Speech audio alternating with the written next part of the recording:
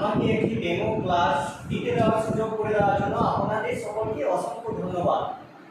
আমি কি এই কক্ষটাকে একটি আদর্শ ক্লাসরুম এবং আপনাদের শিক্ষার্থী হিসেবে কল্পনা করে নিতে পারি? ধন্যবাদ স্যার। তবে আমি শুরু করছি। গুড আফটারনুন স্টুডেন্টস, তোমরা সবাই কেমন আছো? বাবা, বেশ ভালো। আর আমিও খুব ভালো আছি। আজকে আমি তোমাদের একটা নতুন বিষয় শেখাবো। আচ্ছা, তোমাদের পুজো কেমন কাটলো? বাবা, বেশ ভালো।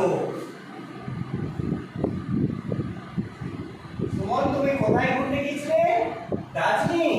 বাবা, বেশ সুন্দর জায়গা। দার্জিলিংয়ে কি রয়েছে বলতো? পাহাড় আর কি?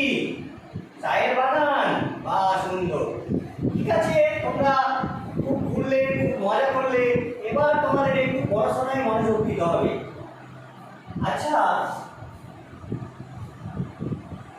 বলতো, এটা আমরা কিসের ছবি আঁকলাম? বাবা, ভেরি গুড। বৃত্তের ছবি। এটা কিসের ছবি? বৃত্তের ছবি। আচ্ছা, বৃত্তের সংখ্যাটা কেউ বলতে পারবে? আচ্ছা রোহন, তুমি বলো। ঠিক বলেছো। যারা জানো না বা ভুলে গেছো তারা একবার দেখে নাও।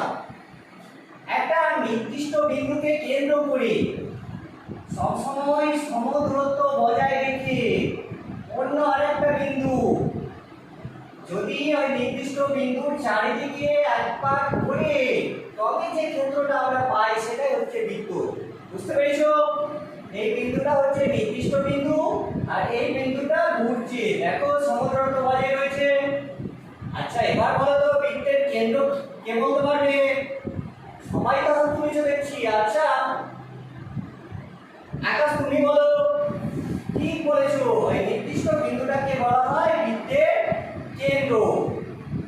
আচ্ছা এবার বলো তো, বৃত্তের ব্যাসার্ধ কে বলতে পারবে? অনেকেই তো হাত তুলেছো। পায়েল, তুমি বলো। হ্যাঁ, নির্দিষ্ট বিন্দু থেকে পরিধির পর্যন্ত দূরত্বকেই বলা হয় ব্যাসার্ধ।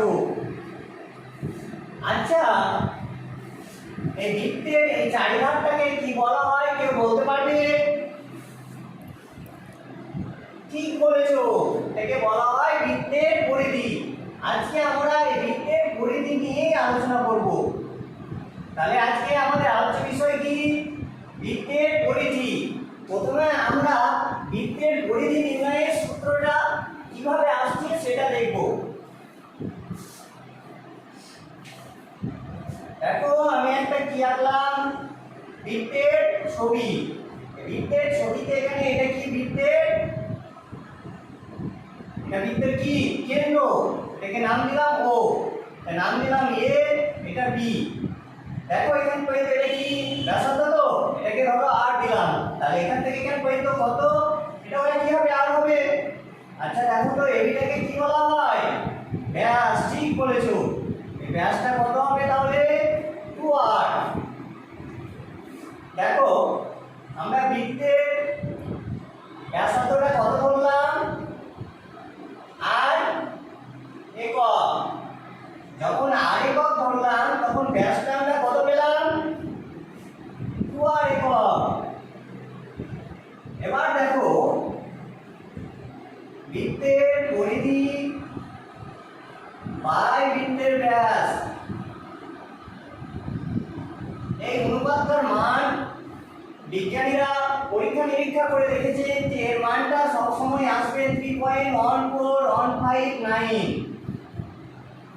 এটা কিসের মান কেউ বলতে পারবে?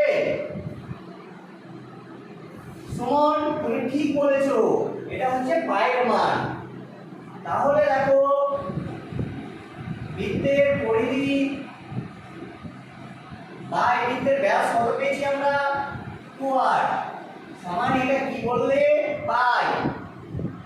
তারপরে দেখো, কোণাকুণি গুণ করলে বৃত্তের পরিধি সমান কত হবে? দেখো 2 পাই r। তাহলে বৃত্তের পরিধি সূত্র কি? 2 2 পাই r এর পায়ের মানটা আমরা 3.1415 ডট ডট। তো এটাকে আমরা 22 এর 7 বসিয়ে ক্যালকুলেশন করব। এর পায়ের মানটা কত বসাবো? 22/7।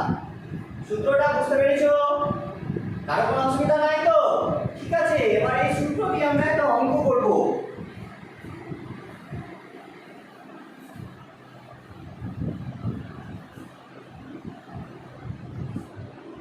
ধরো একটা চাকার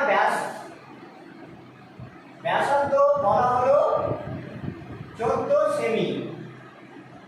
চাকার ব্যাসার্ধ বললাম 14 সেমি, তাহলে চাকাটার পরিধি কত হবে সেটা আমরা নির্ণয় করব।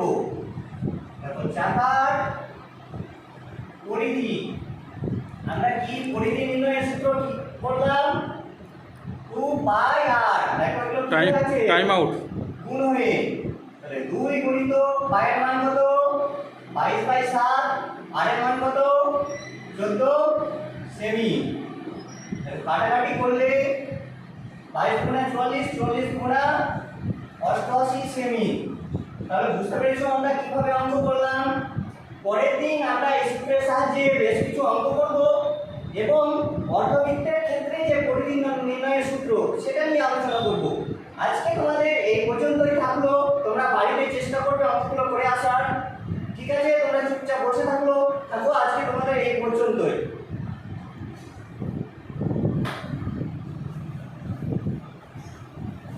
ই করে দেবো, কেটে দেবো।